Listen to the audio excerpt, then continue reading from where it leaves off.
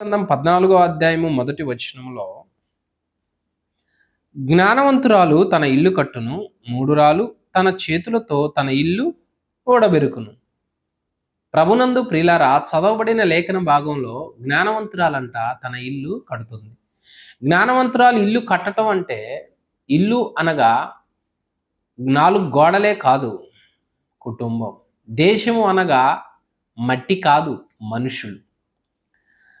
ఎవరికైతే జ్ఞానం ఉంటుందో వాళ్ళంట కుటుంబాన్ని కడతారు. కుటుంబాన్ని కట్టడం అంటే పిల్లలు, భర్త, పరిస్థితులు, నోటి మాటలు, క్రియలు ఇవన్నీ పరిశుద్ధంగా చాలా జాగ్రత్తగా కట్టుకునేవారిగా ఉంటారు. హానికరంగా లేకుండా, నష్టం అనేది లేకుండా తెలివిగా ఉంటారు. మరి బైబిల్ గ్రంథంలో 5 భార్యాభర్తలు కలిసి ఆడిన నాటకాలు ఉన్నాయి. 5 విషయాలు మనం చెప్పుకుందాం.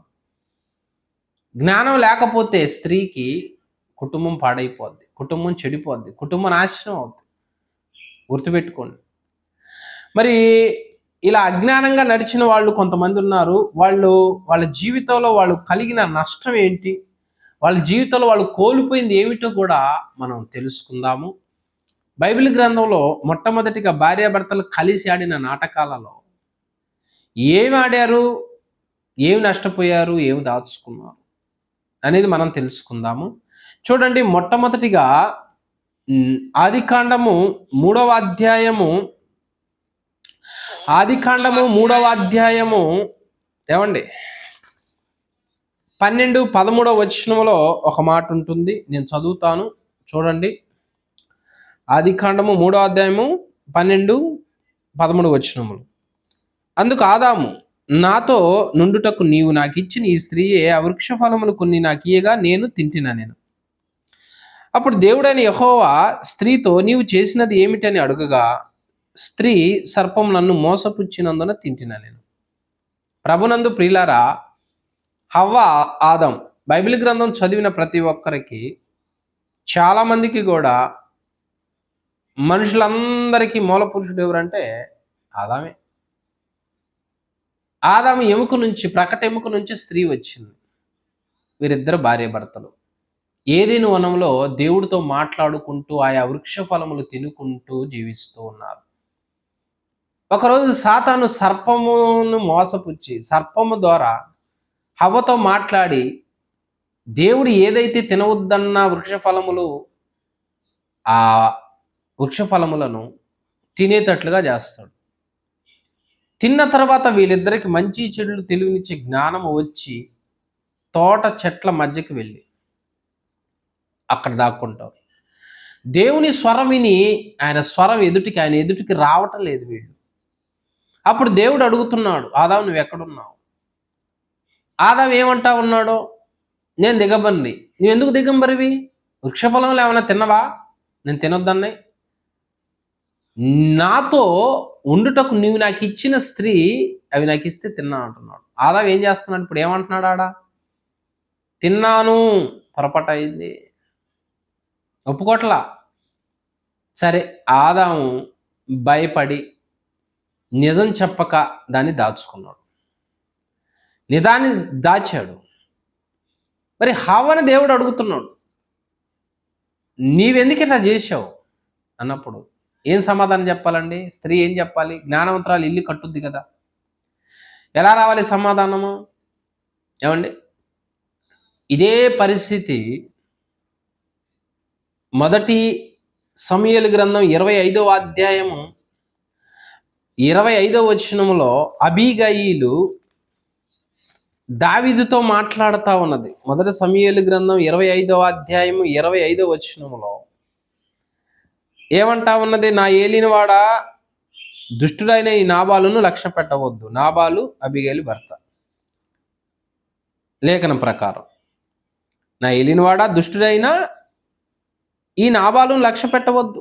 అతని పేరు అతని గుణములను సూచించుచున్నది. అతని పేరు నాబాలు, మోటుతనము అతని గుణము. ఏం చెప్తుంది భర్త గురించి? ఏమండి, దావీదు నాబాలు సైన్యానికి, అంటే నాబాలు పనివాళ్ళకి, నాబాలు పశువులకు, హెల్ప్ చేస్తాడు. తర్వాత దావీదు సైన్యానికి ఆహారం కావాలి అన్నప్పుడు నాబాలు అపహాస్యం చేస్తాడు, దూషిస్తాడు. ఇది తెలుసుకున్న దావీదు కత్తులు తీసుకుని సైన్యాన్ని తీసుకుని నాబాల్ ఇంటి మీదకి వెళుతున్నప్పుడు ఈ సంగతి తెలుసుకున్న భార్య అయిన అబీగయిలు దావీదుని ఎదుర్కొని అంటా ఉన్నది, నా భర్త మోటోడయ్యా, అంత జ్ఞానం లేనోడు, ఎవరి దగ్గర ఎలా ప్రవర్తించాలో మాట్లాడాలో తెలియనోడు, అతన్ని లక్ష్య పెట్టవద్దయ్యా. అయ్యా, నా కుటుంబం మీదకి నిష్కారణముగా మరటి వ్యక్తి మీదకి వచ్చి నా కుటుంబాన్ని, నా పని వాళ్ళని చంపొద్దు అని ఆ తప్పుని ఏమేం చేస్తుంది, ఒప్పుకుంటుంది. నన్ను బట్టి క్షమించు అని దావీదుని వేడుకుంటుంది. ఇక్కడ హవ్వేం చెప్పాలి, నా భర్తగా తొందరపడ్డాడు, నేనే కారుకురాలని, నేనే తినమంటే తిన్నాడు, నేనే బలవంతం చేశాను, ఇందులో ఆయన తప్పేం లేదు, కారుకురాలను నేనే, అయినా అతిక్రమం చేశాం, దేవా నీ ముందు చెప్పుకోవడానికి భయపడ్డాడని చెప్పాలి. ఇల్లు కట్టే లక్షణాలు అవి. కానీ ఏమేం సమాధానం చెబుతుందంటే, సర్పం నన్ను మోసపుచ్చింది. అంటే వీళ్ళిద్దరూ ఏం దాచుకోవటానికి ఇష్టపడుతున్నారు? భార్యాభర్తలు ఇద్దరు కలిసి ఏం మాట్లాడుతున్నారు? దేవుడితో అతిక్రమమును దాచుకొని మాట్లాడుతున్నారు. కుటుంబాన్ని ఏ ఏలుబడి చేస్తున్నాయో తెలుసా? ఈ రోజుల్లో అతిక్రమాలు ఏలుబడి చేస్తా ఉన్నాయి. భార్య దగ్గర భర్త దాస్తాడు, భర్త దగ్గర భార్య దాస్తుంది, వీరిద్దరి మధ్య పిల్లలు దాస్తారు. ఈ దాచుకోవటాలు దేవునికి ఇష్టమైనవి కావు. అతిక్రమం దాచకూడదు. అతిక్రమం దాచినవాడు వర్ధిల్లడు. ఒప్పుకోమంటుంది లేక. వర్ధిల్లే లక్షణాలు ఉంటే జ్ఞానవంతురాలు ఒప్పుకుంటుంది. ఇది నా ఇంట్లో ఉంటే, నా కుటుంబంలో ఉంటే, నా పిల్లల్లో ఉంటే నా కుటుంబానికి క్షేమము కాదు అని అనుకుంటుంది. కానీ హవ్వేం చేస్తుంది? ఏమి కూడా దాచుకుంటుంది. అంటే ఇల్లు కడుతుందని నాశనం చేసుకుంటుంది. ఆలోచించండి. యోబు అంట తన 10 మంది పిల్లలను అరుణోదయమును లేపి శుద్ధి చేస్తున్నాడంట. దేవునికి విరోధంగా ఏమైనా హృదయంలో తప్పు చేశారేమోనని. అంటే అవిధేయత దాచిపెట్టుకుంటే నాకు, నా కుటుంబానికి నష్టం అని యోబుకి తెలిసింది. యోబు ఏం చేస్తున్నాడు? కుటుంబాన్ని చక్కదిద్దుతున్నాడు, కడతన్నాడు, జాగ్రత్త పరుస్తున్నాడు. తల్లిదండ్రులుగా పిల్లల అవిధేయతను ఒప్పింప చేయాలి, ఒప్పుకునేటట్లు చేయాలి. తల్లిదండ్రులుగా అది బాధ్యత. తల్లిదండ్రులు కూడా అవిధేయతను ఇంట్లో ఉండనీయకూడదు, అది ఒప్పుకోవాలి, అది బాధ్యత. కానీ ఈ రోజుల్లో చాలామంది అతిక్రమాన్ని దాచడానికి ఎక్కువగా ఇష్టపడతా ఉంటారు. దాన్ని ఒప్పుకోకపోవటం చాలా ప్రమాదకరం. వీళ్ళు ఒప్పుకోలేదు. మరి ఈరోజు కుటుంబాల్లో ఏం వెలుబడి చేస్తున్నాయి ఒకసారి ఆలోచించండి. ఎందుకు ఇలాంటి పరిస్థితులు సంభవిస్తా ఉన్నాయి? వీళ్ళు దాచుకున్నారు. అంటే బైబిల్ గ్రంథంలో మొట్టమొదటిగా భార్యాభర్తలు అతిక్రమాన్ని దాచుకున్నారు. నీవేమైనా దాచుకుంటున్నావా? నీవేమైనా ఒప్పుకోవట్లేదు? కొంతమంది సిగ్గుపడతారు, కొంతమంది ఒప్పుకోరు, కొంతమందికి ఆ మాట రాదు, కొంతమందికి మేము పరిశుద్ధులే అంటారు. దేవుడేమో అతిక్రమం దాచొద్దు అంటున్నారు. నీకు అవకాశం ఇచ్చినాడు దేవుడు, ఎప్పటికైనా ఒప్పుకోవటానికి ప్రయత్నం చేయి. కానీ ఆ విధేయత అలాగనే ఉండి నువ్వు చూస్తూ హవలాగా మాట్లాడుతూ ఉన్నావు అనుకో, జ్ఞానవంతురాలు ఇల్లు కట్టుద్ది, 3 రాళ్ళు ఇల్లు పెరికి వేసుకుంటది. ఇప్పుడు ఆలోచించు, నీ పిల్లలు అతిక్రమం చేస్తున్నారని తెలిసి నువ్వేం చేసావు? నీ భర్త అతిక్రమంగా నడుస్తున్నాడు, తప్పులు దాచిపెడుతున్నాడని తెలిసి నువ్వేం చేసావు? ప్రాయశ్చిత్తం చేసావా? క్షమించమని అడిగావా? పశ్చాత్తాపడ్డావా? తప్పును ఒప్పుకున్నావా? దానియేలు ఇజ్రాయేలీల తప్పును ఒప్పుకుంటున్నాడు, నెహెమ్యా ఇజ్రాయేల్ తప్పును ఒప్పుకుంటా ఉన్నాడు. పశ్చాత్తాపడుతున్నారు, మేము తప్పు చేసినవా, అందుకే మాకు ఈ గతి పట్టింది అని. పరిశుద్ధులు అట్లా ప్రేరు చేశారు. అలా చేయకుండా నువ్వు కూడా తప్పులు దాచిపెట్టడానికి ఇష్టపడుతుంటే ఇక ఆ కుటుంబం పరిస్థితి ఎట్లా ఉంటుందో ఒక్కసారి ఆలోచించండి. వర్ధిల్లే లక్షణాలు ఇవన్నీ. తల్లిదండ్రులను క్షమించమనాలి, దేవుణ్ణి క్షమించమనాలి. ఇదిగో ఈ చేశామయ్యా, క్షమించయ్యా. పులిసిన పిండి ముద్దంతా పులియజేస్తుంది. ఇది కొంచెం ఉంచుకున్న దేవుడికి ఇష్టం ఉండదు. చివరికి వాళ్ళ గతి ఏమైందంట, వాళ్ళ లైఫ్ ఏమైందంట దేవుడు చెబుతున్నాడు. చూడండి అక్కడ, అదే ఆదికాండము 3వ అధ్యాయము. ఏం చేశాడు దేవుడు? 24వ వచనంలో, అప్పుడైన ఆదామును వెళ్ళగొట్టి ఏదెను తోటకు తూర్పు దిక్కున కెరూబులను జీవవృక్షమునకు పోవు మార్గమును కాచుటకు ఇటు అటు తిరుగుచున్న ఖడ్గజ్వాలను నిలవబెట్టాను. ఎక్కడి నుంచి నెట్టేశాడంట. ఏమంటే దేవుడు తన పిల్లలు నెట్టేస్తాడా? అంటే కఠినాత్ముడా? నెట్టేసేవాడు ఫస్ట్ నెట్టేయాలిగా. మరి ఇప్పుడు ఎందుకు అంటే అతిక్రమం దాచిపెట్టుకుంటే దేవుని దగ్గర మనం ఉండలేము, దేవునితో ఉండలేము, ఆయన స్వరాన్ని వినలేము. దేవుడికి మనకి ఎడబాటు పాపమే, అతిక్రమం దాచుకోవటమే. ఇది తెలియక కొంతమంది అతిక్రమం దాచిపెట్టుకుని దేవుడు నాకు మేలు చేయట్లేదు, నన్ను కనికరించట్లేదు, నా వైపు చూడట్లేదు, నా ప్రార్థన ఆలకించట్లేదు, నా ఉపవాస ప్రార్థన కన్నీళ్లు విడిచి నా కడుపు మార్చుకుంటున్నా, నాకు దూరంగా ఉంటాడు అని అనుకుంటున్నారు. తప్పండి. ఎందుకు? దేవుడు పరిశుద్ధుడు, పాపాన్ని సహించలేడు. ఆయనతో ఉండాలి అంటే దయచేసి అతిక్రమం ఒప్పుకో. అతిక్రమాన్ని మనసులో పెట్టుకొని అంతే ఉంచుకొని లక్ష్య పెట్టకుండా ఉంటే దేవుడికి మనం దూరం చేస్తుంది. అది దేవుడికి దూరం చేయట్లేదు, అక్కడ అతిక్రమం చేసావు గనక దూరం అయిపోవాల్సి వస్తుంది. అప్పుడు కార్యాలు జరగవు. చూడండి యెషయా గ్రంథం 59వ అధ్యాయం, యెషయా గ్రంథం 59వ అధ్యాయం 1వ వచనంలో, రక్షింపనేరక ఇండునట్లు యెహోవా హస్తం కృచ కాలేదు, విననేరక ఇండునట్లు ఆయన చెవులు మందమ కాలేదు, మీ దోషములు మీకును మీ దేవునికి అడ్డముగా వచ్చెను. అది సంగతి.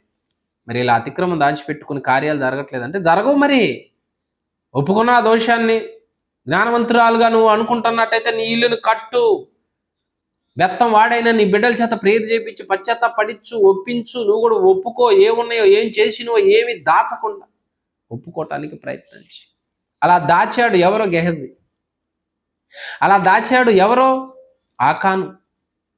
అలా దాచుకొని వాళ్ళ జీవితాలు నాశనం చేసుకున్నారు. కాబట్టి ప్రియ యవనస్తుడా, దేవునికి అవిధేయంగా ఉన్నాయి అన్ని నీవు నీ మైండ్లో, హృదయంలో దాచిపెట్టుకొని, నీ సెల్లులో దాచిపెట్టుకొని పైకి నువ్వు ఎట్లా ఉంటున్నావు? దేవుడు అది క్షమించడు. అది వదిలేయి, ఒప్పుకో, విడిచిపెట్టు. కనికరించబడతావు, కృప పొందుకుంటావు. ఇది చాలా జాగ్రత్తగా గమనించండి. కాబట్టి భార్య భర్త దగ్గర దాచకూడదు, భర్త భార్య దగ్గర దాచకూడదు. రహస్యాలు దాస్తున్నారు. మరి ఈరోజు ఏం చేస్తామండి? బంధాలకు విలువ లేకుండా పోయింది. యాడికి పోయినావు అంటే భర్తకు నిజం చెప్పరు, యాడికి పోయినావు అంటే భార్యకి నిజం చెప్పరు. రహస్యాలు ఎంతకాలం దాచిపెడతావు? వీళ్ళు దాచినా దాగారా? అతిక్రమం దాచిపెడితే వర్ధిల్లడు. దయచేసి జరిగింది చాలు, క్షమించమని దేవుడు వేడుకో, కనికరించబడతావు. మొదటిగా అతిక్రమం దాచిపెట్టారు. జ్ఞానవంతురాలు ఇల్లును కూల్చేసుకుంది అతిక్రమం దాచిపెట్టి. నీ ఇంట్లో నువ్వు ఇది దాచిపెడితే ఆ ఇల్లు కూలిపోద్ది. ఇల్లు కట్టే ప్రయత్నం చేయి. రెండవదిగా ఏం జరిగిందంట చూడండి. రెండవది ఎవరు? భార్యాభర్తలు ఎవరు? ఆదికాండం 20వ అధ్యాయం 4వ వచనం. ఆదికాండం 20వ అధ్యాయం 4వ వచనం ఏమంటే, అబీగయలు రాజుతో అయితే అబీమెలెకు ఆమెతో పోలేదు గనుక అతడు, ప్రభువా, ఇటు నీతిగల జనమును హతం చేయుదువా? ఈమె నా చెల్లెలని అతడు నాతో చెప్పలేదా? మరియు ఆమె కూడా అతను నా అన్న అనెను. చూడు, ఎవరి వీళ్ళు? అబ్రహాము, శారా. వీళ్ళిద్దరూ ఒక ప్రాంతానికి వెళ్ళినప్పుడు అక్కడున్న రాజు మీరు ఎవరని అడిగినప్పుడు అబ్రహాం ఏమో భార్యను పట్టుకుని చెల్లి అన్నాడు, శారా ఏమో భర్తను పట్టుకొని అన్న అన్నది. కలిసే ఆడారు ఇదంతా, కలిసే చెప్పారు ఇదంతా. ఎందుకంటే ప్రాణాపాయం వస్తుందేమో. దయచేసి గమనించండి. ఇప్పుడు వీళ్ళు కుటుంబాన్ని కడుతున్నారా? ఏం చేస్తున్నారు? అబద్ధం. అబద్ధానికి వీళ్ళిద్దరూ ఒడిగట్టారు. అబద్ధానికి వరసల్ని ఏం చేశారు? మాఫీ చేశారు. ఎన్ని అబద్ధాలు ఆడితే భర్త అన్నయితుడా? ఏమండి? ఎన్ని మోసాలు చేస్తే భార్య చెల్లెలైద్దా? అబద్ధాలతో కుటుంబాన్ని కట్టాలి, బ్రతకాలి, నివసించాలి, జీవించాలి, ఆ ప్రాణం ఉంటుంది అని అనుకుంటే పొరపాటు. అబద్ధాలతో కొంతమంది వ్యాపారం చేస్తారు. జ్ఞానవంతురాలుగా నువ్వు ఇల్లు కట్టు, అబద్ధాలను నమ్మి అబద్ధాలాడి ధనం సంపాదించుకొని అబద్ధాలాడి బ్రతకటానికి, నిన్ను నువ్వు పోషించుకోవటానికి దీన్ని ఉపయోగిస్తున్నావు అనుకో, నీ కుటుంబాన్ని అబద్ధం ఏలుబడి చేస్తుంది. నీ కుటుంబం అబద్ధంలో ఉన్నది. నీ కుటుంబం అబద్ధాన్ని నమ్ముద్ది. అబద్ధాన్ని నమ్ముతారు, అబద్ధాలు ఆడతారండి. చూసే సినిమాలు అబద్ధం. నువ్వు ఎవరితో ఏం మాట్లాడుతున్నావు? అబద్ధం. బ్రతుకు తెరువుకి అబద్ధమా, సాడీలు చెప్పటానికి అబద్ధమా, నాశనాలు చేయటానికి అబద్ధమా, దేనికి అబద్ధం? ఉన్నది లేనట్టు, లేనిది ఉన్నట్టు కల్పించుకొని చెప్పటం అబద్ధం. ఇక నా కుటుంబం బ్రతకాలి, నేనే బ్రతకాలని అనేకమైన మాటలు అల్లించి అనేకులను మోసగించే మాటలు మాట్లాడే అబద్ధం. జీవితం అబద్ధం, బ్రతికి అబద్ధం. నువ్వు అవునంటే అవును, కాదంటే కాదు. మరి జ్ఞానవంతురాలుగా నీ ఇంట్లో అబద్ధం పనిచేస్తుందా, చేయట్లేదా, నువ్వు పసిగట్టే తీసేసే ప్రయత్నం చేయాలి. అబద్ధాన్ని కుటుంబాలు ఏలుబడి చేయకూడదు. అబద్ధం దేవుడికి ఇష్టం ఉండదు. అబద్ధికులు నరకానికి పోతారంట. అందుకే దేవుడు ఏమంటున్నాడు చూడండి, అక్కడ నిర్గమకాండం 23వ అధ్యాయం 7వ వచనం. నిర్గమకాండం 23వ అధ్యాయం 7వ వచనములో దేవుడు ఏమంటున్నాడు? అబద్ధం విషయంలో కూడా ఆయన చెబుతా ఉన్నాడు. ఏం చెప్తా ఉన్నాడు అంటే 23వ అధ్యాయం 7వ వచనంలో, అబద్ధమునకు దూరముగా నుండుము. అబద్ధానికి దూరంగా ఉండమన్నాడు దేవుడు. ఒకదానికి దూరంగా ఉండమన్నాడు అంటే అది మన జీవితంలో ప్రమాదము అని. దేవుడు ఒకటి చెయ్యొద్దు, ఒకటి ఆడొద్దు అంటే ప్రమాదం అని. ఇప్పుడు అబద్ధాలు ఎట్లా ఉన్నాయండి, ఏమండి? ఎట్లా ఉన్నాయండి? నీళ్లు ఉన్నాయన్నా కాడ మట్టి కూడా ఉండదు, బురద కూడా ఉండదు అంటారు కొంతమంది. వాళ్ళ దగ్గర నీళ్లు ఉన్నాయంటే వాళ్ళ మాటలు నమ్మిపోతే బురద కూడా ఉండదంట. అలా అయిపోయారండి. అబద్ధాల మీద బ్రతుకుతున్నారు, అబద్ధాలు ఆడి బ్రతుకుతున్నారు. ఏమన్నా ఉపయోగం ఉంటుంది ఈ అబద్ధాలు ఆడి బ్రతకటం వల్ల? అబద్ధాలని అభ్యాసం చేస్తారంట, నేలకను వాడి చేస్తారంట, పదును పెడుతున్నారంట.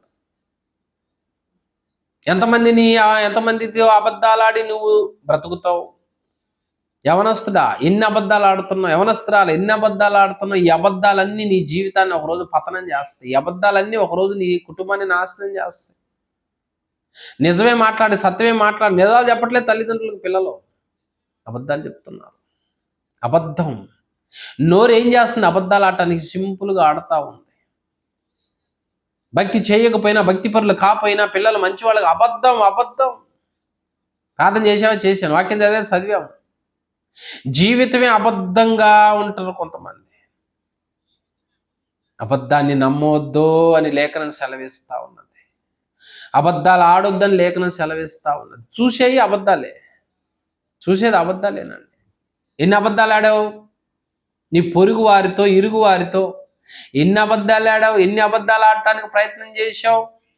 యేసుక్రీస్తు వారు సిలువలోంచి అంటే చనిపోయి లేచిన తర్వాత కాపలా వాళ్ళకి ఆయన లేచిన సంగతి తెలుసు, కానీ లంచానికి ఆశపడి అబద్ధాలు ఆడారు. ఒట్టిదే, శిష్యులు దేశకపోయారు ఆయన్ని అని.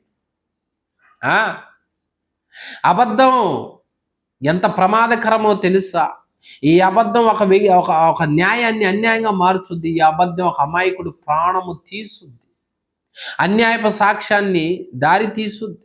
సాక్ష్యాలు త్రిప్పివేసిన వాళ్ళు ఉన్నారు.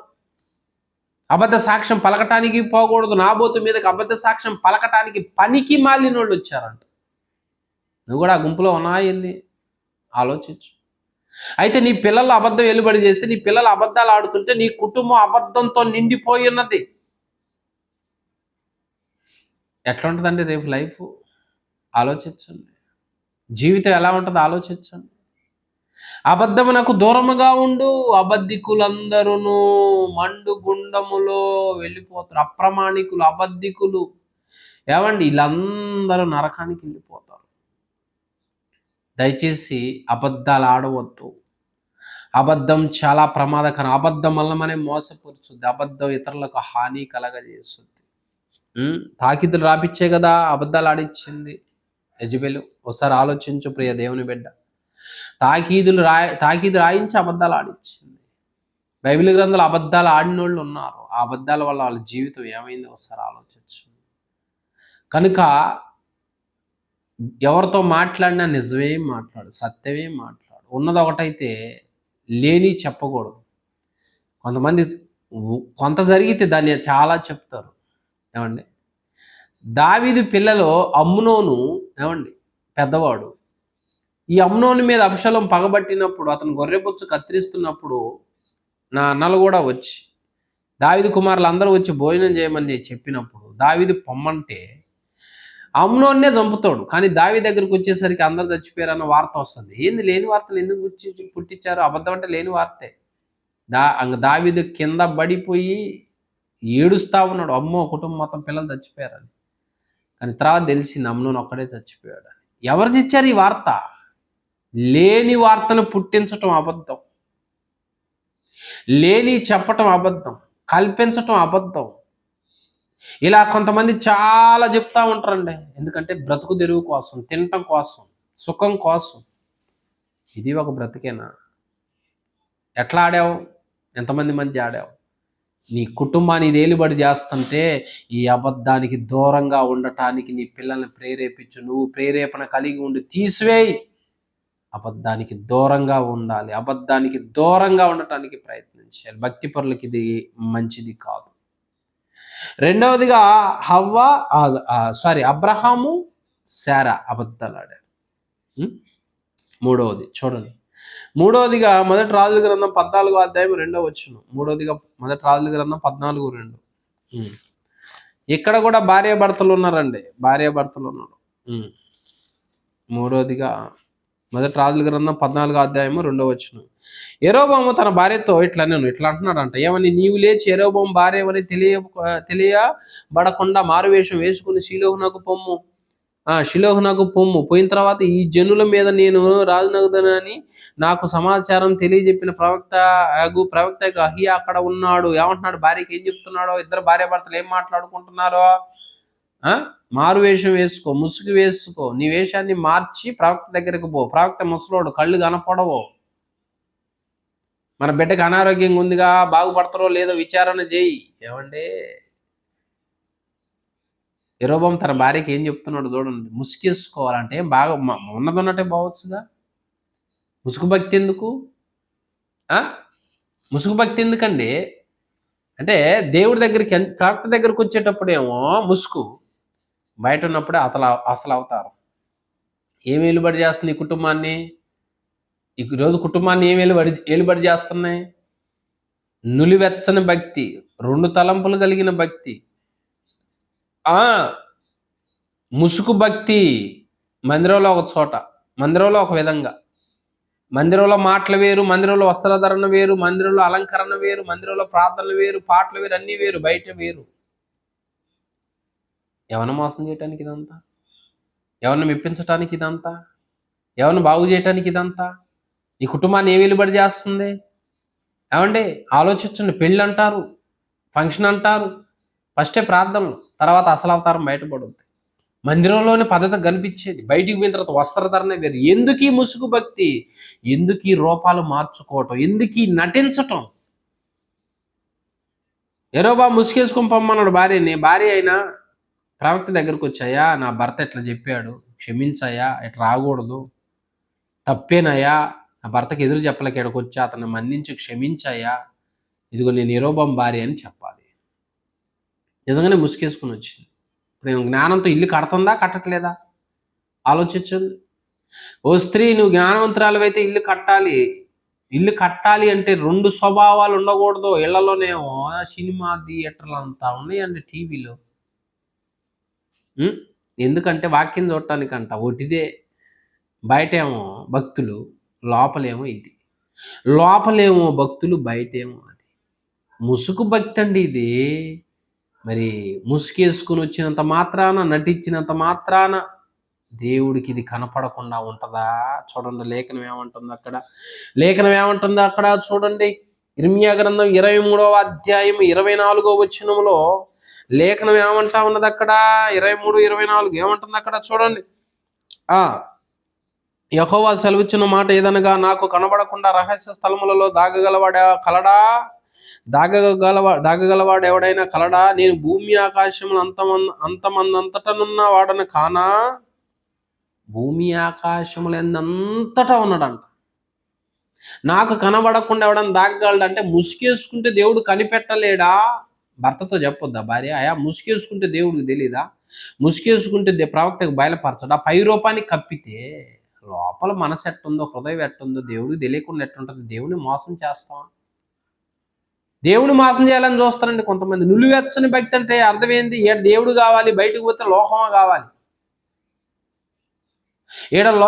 ఈడ దేవుడి దగ్గర సంతోషం కావాలి, బయట సంతోషం కావాలి, బయట స్నేహాలు కావాలి, బయట మాటలు కావాలి, లోక ప్రేమలు కావాలి, దేవుడు కావాలి.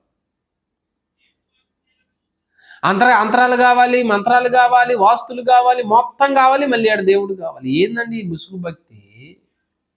ఏడొక వేషం ఆడొక వేషమా, ఏడొక విధంగా ఆడొక విధంగా, ఎవరిని ఎక్కిరేస్తున్నావు, ఎవరిని మోసం చేస్తున్నావు? ఇదేనా నేర్చుకుంది? చాలా క్రైస్తవులు ఇళ్లల్లో ఎలా ఉన్నారు తెలుసా? ముసుగు భక్తి, నిలువెచ్చని భక్తి. మందిరంలోనే అక్కడే అట్లా, తర్వాత పోయిన తర్వాత మొత్తం మొత్తం అదే ఇది అంటారంట కొంతమంది. అరే అదే రా, ఇదే రా. ఏమిది? చచ్చిపోయిన తర్వాత ఒక ఇంట్లో మొత్తం వస్తాయండి పట్టింపు. ఒక ఇంట్లో ఒక వ్యక్తి చచ్చిపోతే పట్టింపులు అప్పుడు వస్తాయి, బతుకున్నప్పుడు రావు. బతుకున్నప్పుడేమో నోట్లోకి ఏమో మందు తాగుతున్న సింబలాలు వేస్తా ఉంటాడు. ఇది అపవిత్ర పరచుదా? అంటే శరీరాన్ని అనారోగ్యపరచదా?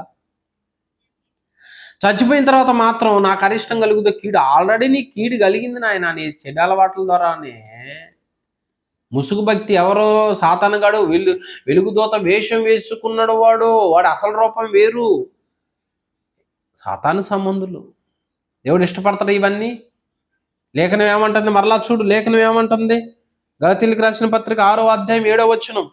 గలతీయులకు రాసిన పత్రిక 6వ అధ్యాయం 7వ వచనంలో లేఖనంలో దేవుడు ఏమంటున్నాడు? గలతీయులకు రాసిన పత్రిక 6వ అధ్యాయము 7వ వచనంలో దేవుడు ఏమని సెలవిస్తా ఉన్నాడండి? మోసపోకుడి, దేవుడు వెక్కిరింపబడడో, మనుషుడు ఏమి విత్తునో ఆ పంటనే కోయిను. దేవుని మోసం చేయాలని లేదా దేవుని వెక్కిరించాలని దేవుడు కనుక్కోలేడే అని మన మీద జ్ఞానాన్ని ప్రదర్శించినట్లుగా ఒక చోట ఒక విధంగా మరొక చోట ఒక విధంగా ఉంటే మనుషులు నమ్ముతురేమో కానీ దేవుడికి సమస్తము తెలుసు. కనపడకుండా ముసుగేసుకుంటే దాగగలుగుతామా? గుర్తుపట్టలేరా? ఎంతకాలం ఈ మోసకరమైన బ్రతుకు? ఒకరోజు అది బయటపడుతుంది. కుటుంబాన్ని ఈరోజు నులివెచ్చని భక్తి గినక ఉంటే, మోసపోయిన నులివెచ్చని భక్తి, 2 విధాల భక్తి, 2 పడవల భక్తి ఉంటే, యెరొబాము భార్యలాగా, కుటుంబంలాగా కఠినమైన మాటలు చెప్పాలంటాడు దేవుడు. కఠినంగా మాట్లాడంటున్నాడు దేవుడు ఆమెతో. ఏమంటున్నాడు? ప్రవక్త 4వ వచనం, మొదటి రాజుల గ్రంథం 14:4. యెరొబాము భార్య ఆ ప్రకారం లేచి షీలోహు నాకు పోయి అహియా ఇంటికి వచ్చును. అహియా వృద్ధాప్యం చేత కళ్ళు కానరాని వాడై ఉండెను. అంతటా యెహోవా అంటున్నాడంట అహియాతో సెలవిచ్చింది ఏమనగా, ఏమంటున్నాడు ఇక్కడ? ఆమెతో కఠినంగా మాట్లాడు. ఏమంటున్నాడు చూడండి, 6వ వచనం. అంతటా అహియా ద్వారం లోపలికి వచ్చున ఆమె కాలేచప్పుడు విని ఆమెతో ఇట్లా, నేను యెరొబాము భార్య, లోపలికి రమ్ము, నువ్వు వేషం వేసుకుని వచ్చుట ఎలా? కఠినమైన మాటలు నీకు చెప్పవలెనని నాకు ఆజ్ఞాయను. ఎందుకు వేషం వేసుకుని వచ్చావు? వేషం దేవుడికి ఇష్టం ఉండదు, గుర్తుపెట్టుకోండి. ఏడేమో పద్ధతిగా ఉండి బయటికి పోయాం కరసకపోయే డ్రెస్సులు ఆకర్షించాలి. ఏడేం పద్ధతిగా ఉండి బయటికి ఉల్లంతా అలంకరణమే. ఎందుకండి? అక్కడ ఒక విధంగా ఇక్కడ ఒక విధంగా. అంటే ఇక్కడేమో ఎవరిని మెప్పిస్తున్నావు? ఎవరి దగ్గర నటిస్తున్నావు? ఎందుకు ముసుగేసుకున్నావు? దేవుడు ఇష్టపడతాడా? కఠినంగా మాట్లాడు ఆమెతో అంటాడు. ఏం కఠినం? ఇలా ఉంటే నీ కుటుంబంలో రోగాలు పోవో, అదే చెబుతున్నాడు అక్కడ. నువ్వు వేషం వేసుకొని మోసం చేయటానికి వస్తే నాకు తెలియదు అనుకున్నావా? మనసులో ఏం పెట్టుకొని వచ్చినో నాకు తెలియదు అనుకున్నావా? నీ బిడ్డ అనారోగ్య నిమిత్తం విచారణ చేయడానికి నీ భర్త మాటలు నమ్మి వేషం వేసుకుని వచ్చావు కదో, నీ భర్తకు బుద్ధి చెప్పలేకపోయినావా? ఇలా చేస్తే దేవుడికి నచ్చుతాడా? ఆయనకి లోపల రూపం తెలియదా, నేనెవరో తెలియదా అని అనకుండా మెదలకుండా వచ్చావు గనక మంచాన పడ్డా నీ బిడ్డ చస్తడు. రోగాలు పోవండి, నులివెచ్చని భక్తి చేస్తారు. అందుకే వీళ్ళకి నులివెచ్చనితనం ఉంటుంది కాబట్టే సమస్యలు పోక, రోగాలు పోక అటు ఇటు తిరుగుతూ ఉంటారు. ఎక్కడా స్థిరం ఉండదు. అందరూ దేవుళ్ళేగా, అందరూ ఒకటేగా. అందరూ ఒకటే? అదేనా బైబిల్ చెప్పేది? అందరూ ఒకటే, అందరు దేవుళ్ళే. ఎందుకంటే నులివెచ్చని భక్తి హృదయంలో పెట్టుకొని, 2 తలంపులు పెట్టుకొని అందరూ ఒకటే అంటే ఆ కుటుంబంలో సమస్యలు పోవు. అందుకే అటు ఇటు తిరుగుతూ ఉంటారు. నిలకలు లేనోళ్ళు వీళ్ళు. కష్టమైన నష్టమైన యేసులో ఉండు, ఒక భక్తి చేయి. ఏలియా ప్రవక్త ఆ రోజుల్లో బయలు ప్రవక్తలు, యెహోవా ప్రవక్తలు ఎన్నాళ్ళు 2 తలంపులు ఎందుకు? 2 తలంపులు ఎందుకు? కాబట్టి అది ఇంట్లో రోగాల్ని అలాగనే ఉంచుద్ది. అది ఇంట్లో నష్టానికి దారి తీసుద్ది. ఓ స్త్రీ, నువ్వు జ్ఞానవంతురాలు అయితే నీ కుటుంబంలో ఈ నులివెచ్చని భక్తి తీసేయి. నులివెచ్చని 2 పడవల మీద కాలు పెట్టే భక్తి తీసి, ముసుగు భక్తి తీసి, ఆ వాస్తులు తీసి, ఆ లోకాన్ని నమ్మటం తీసి, ఆ శరీరాశలు తీసి ఒక్కటే నమ్ము. మూడో వాళ్ళు ఎవరండి? ఏమండి? నిలువెచ్చని భక్తి కుటుంబంలో ఉంది. ఇది తీసేస్తే ఇల్లు కట్టుకున్నట్టు. యరొబాము భార్య యరొబాము మూడవది. నాలుగవదిగా చూడండి, నాలుగోది ఎవరంట? మొదటి రాజుల గ్రంథం 21వ అధ్యాయం 7వ వచనం. మొదటి రాజుల గ్రంథం 21వ అధ్యాయం 7వ వచనంలో ఏముంది అక్కడ? అందుకు అతని భార్య అయిన యెజబెలు, ఇజ్రాయిల్లో నీవు ఇప్పుడు రాజ్య పరిపాలన చేయటం లేదా? లేచి భోజనం చేసి మనసులో సంతోషంగా ఉండము. నేనే యెజ్రెయేలీయుడైన నాబోతు ద్రాక్ష తోట నీకిప్పించదనని అతనితో చెప్పి. ఏమండి, ఎవరెవరితో మాట్లాడుతున్నారు అనుకున్నావు? యెజబెలు. జాగ్రత్త. యెజబెల్ అంటే ఎట్లాంటిది అనుకున్నావు? ఇల్లు కట్టే రకం కాదు, కూల్చే రకం, కూల్చే టైపు. భర్తతో చెబుతుంది, యెజ్రెయేలు అనే ప్రాంతంలో నాబోతు అనే వ్యక్తికి ఒక ద్రాక్ష తోట ఉంది, దాని మీద పడ్డది. ఎవరి కన్ను? రాజుగారి కన్ను. అడిగితే నేను ఈయన అన్నాడు. ఆయన ఇష్టం. మూతి ముడుచుకొని రాజుగారి ఇంట్లో ఉంటే భార్య వచ్చి అంటదే, నువ్వు అడిగితే ఇయ్యలేదేంది? నువ్వు రాజు కాదా? నువ్వు అడిగితే ఏదని ఇయ్యాలండి. అడిగితే ఏదని ఇయ్యాలా? కొంతమంది అంతే, నేను పిలిస్తే రావాలి, నేను అడిగితే ఇయ్యాలి. తాట తీస్తాడు దేవుడు. ఏమనుకుంటున్నారు? ఓ అధికారి, నీ కన్ను పడితే ఏదైనా రావాలా? తాట తీస్తాడు దేవుడు. జాగ్రత్త. రాజుగారి భార్య అంటుంది, ఇద్దరు మాట్లాడుకున్నారు, నాబోతుని నీకెందుకు, నేను ఇప్పిస్తా, అతను చంపైనా నీకు ఇప్పిస్తాను ఆశపడింది అంటుంది. ఇల్లు కట్టేవాళ్ళండి ఎలాంటి వాళ్ళు? ఎలాంటి వాళ్ళు వాళ్ళ ఇల్లు కట్టబడుద్ది అంటే అర్థం ఏంటి? ఏమండి, ఈ కుటుంబాన్ని ఏమి ఏలుబడి చేస్తుంది?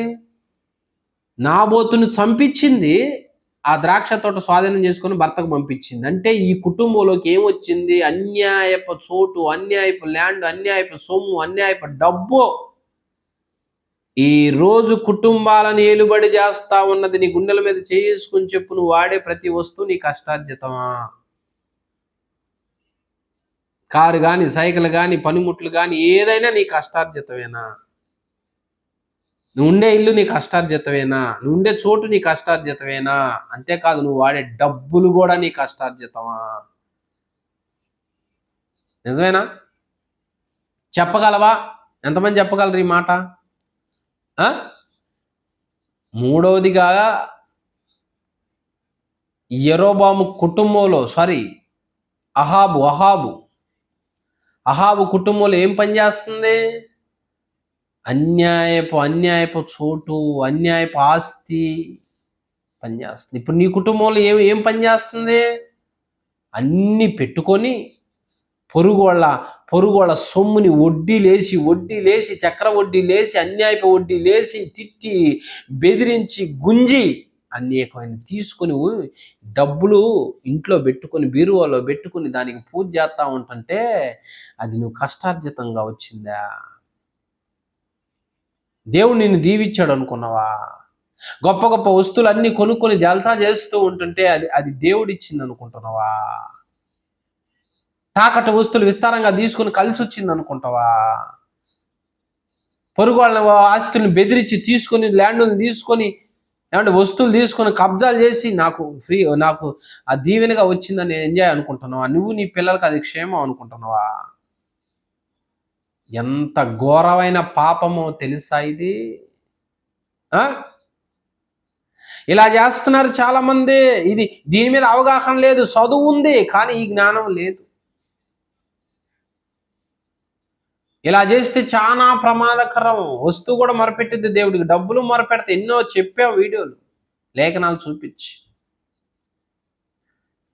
నువ్వు అన్యాయంగా ఒక వస్తువు కొనుక్కుంటే, అన్యాయంగా ఒక డబ్బులు నీ చేతిలో ఉంటే డబ్బు మొరపెట్టుద్ది. అన్యాయస్తుడి దగ్గర నేనున్నా, న్యాయవంతుడి దగ్గర నేను లేను, అన్యాయంగా తీసుకున్నాను నేను. ఒక వస్తువు మొరపెట్టిద్ది, అన్యాయస్తుడికి నేను ఉపయోగపడుతున్నాను, నన్ను బలతకరించి వాడుకుంటున్నాడు. భూమి మొరపెట్టుద్దే, ఇతను నాకు వెల చెల్లించకుండా వాడుకుంటున్నాడు. ఈ దుర్మార్గుని, ఈ అన్యాయస్తుడిని నేను మోయాలా? ఇతను నేను భరించాలా? జ్ఞానం ఉందా?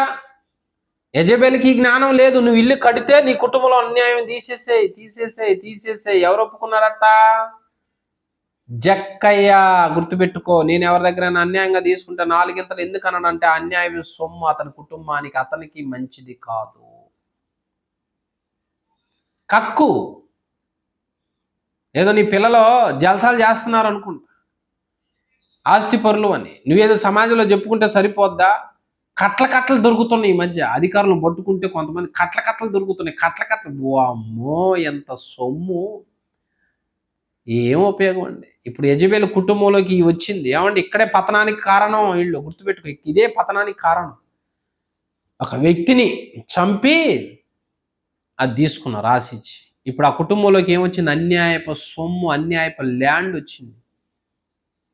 దాన్ని అనుభవించడానికి పోయాడు.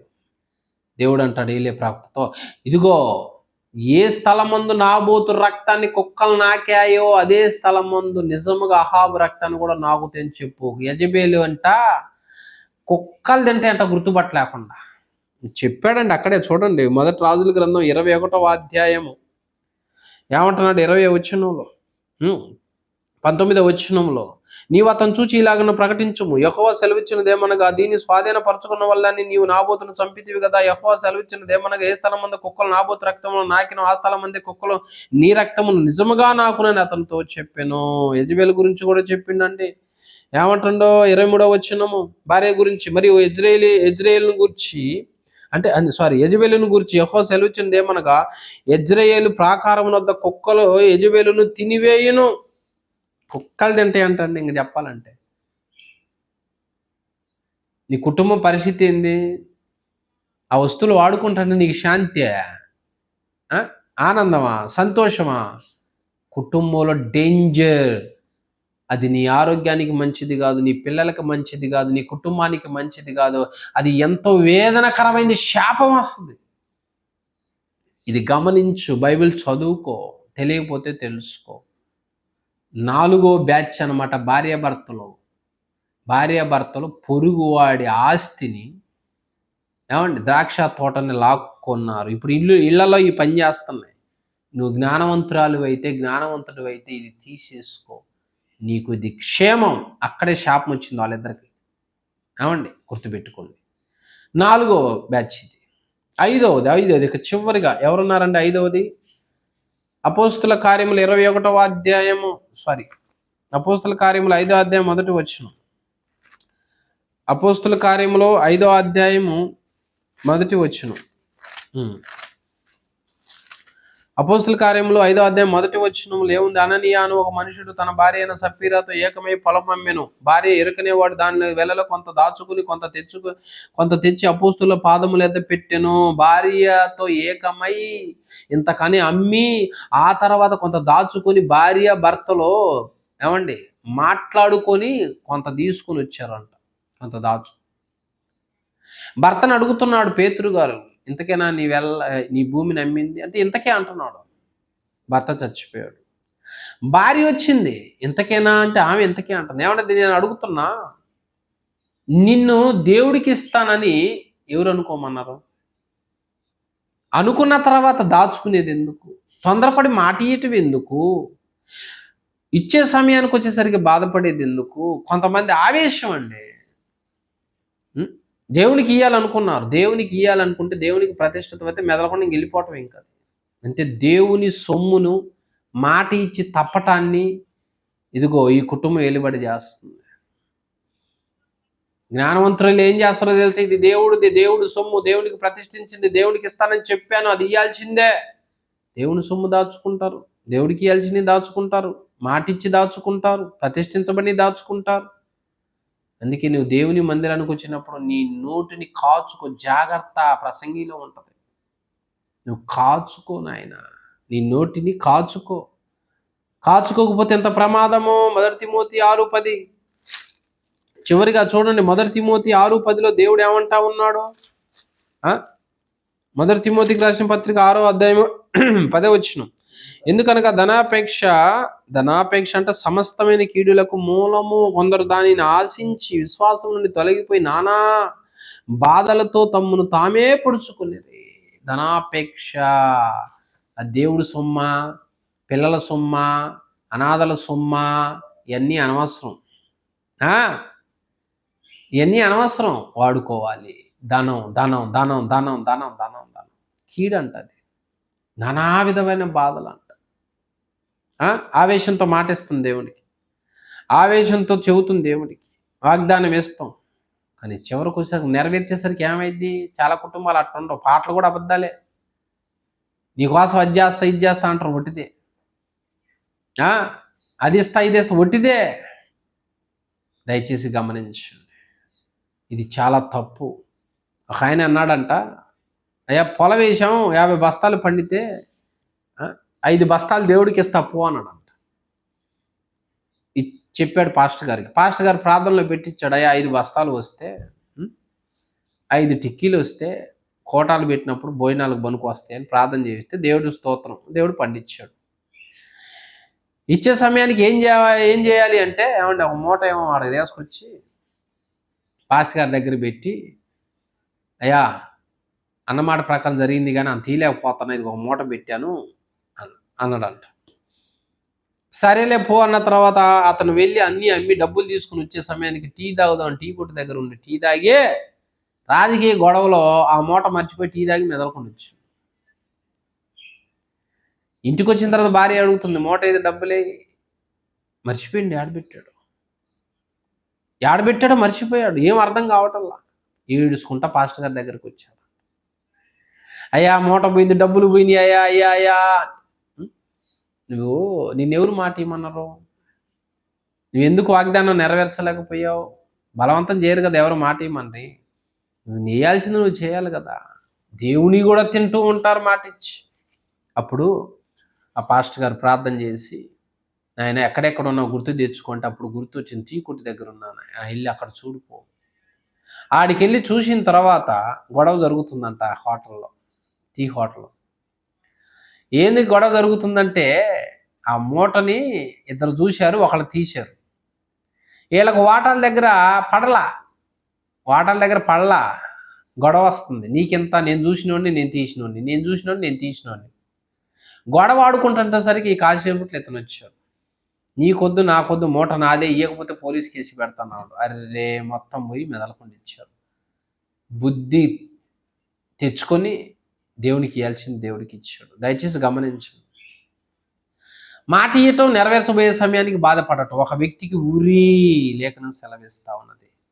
అందుకనే నీ కుటుంబంలో ఏది వెలుబడి చేస్తుంది? మాట ఇవ్వటమేనా నెరవేర్చేది లేదా?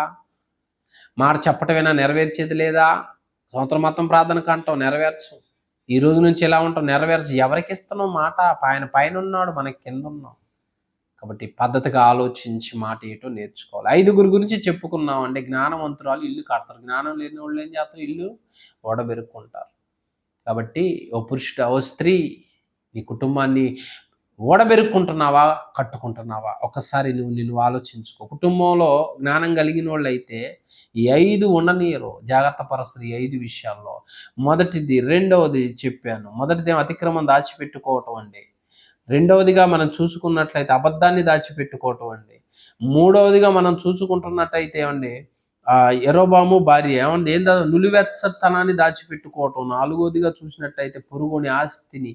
ఐదవదిగా చూసుకుంటున్నట్టయితే వాగ్దానాలను దేవుడిచ్చిని ఏమండి నెరవేర్చని ఉంటాయి ఇంట్లో. దేవునికి ఇస్తానని ఉంటాయి ఆ ఇంట్లో. అవన్నీ వద్దు, ఇల్లు కట్టుకోండి, వాటి వల్ల నష్టపోవద్దు. మరి ఈ 5 విషయాలు విన్నారు కదా. ఈ 5 విషయాల్లో జాగ్రత్తగా ఉండండి, ప్రార్థన చేయండి. ప్రభు మీ అందరినీ దీవించును గాక. అందరికీ వందనములు, సెలవు.